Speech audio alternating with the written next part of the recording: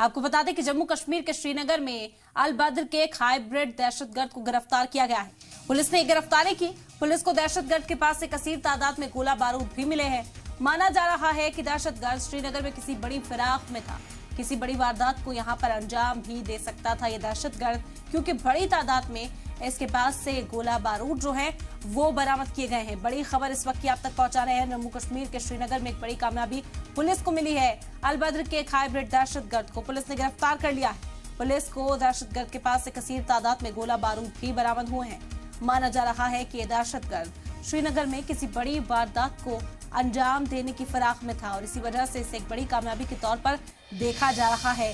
Security forces जहां एक तरफ दहशतगर्दी का नामो निशान मिटाने में जुटी हुई हैं, वहीं इस तरह के जो मुआविन हैं, जो दहशतगर्दों की मदद करते हैं, उनके खिलाफ ये बड़ी कार्रवाई जो है उसे अंजाम दिया गया। फारूक वानी इस वक्त जुड़ गए हमारे साथ, उनसे मजीद जानकारी हासिल करते हैं। फारूक, क्या जानकारी मिल पाई है, किस तरह के असलाह बरामद किए गए? देखिए, बड़ी सफलता ये जम्मू कश्मीर पुलिस को देख रही है, क्योंकि कल शाम जो मिलिटेंट पकड़ा गया जिसके पास भारी मात्रा में हथियार और गोला बारूद बरामद किया गया, एक पिस्टल, गोलियों के राउंड, 2 मैगजीन के अलावा अन्य कुछ रिकवरी भी इससे की गई है।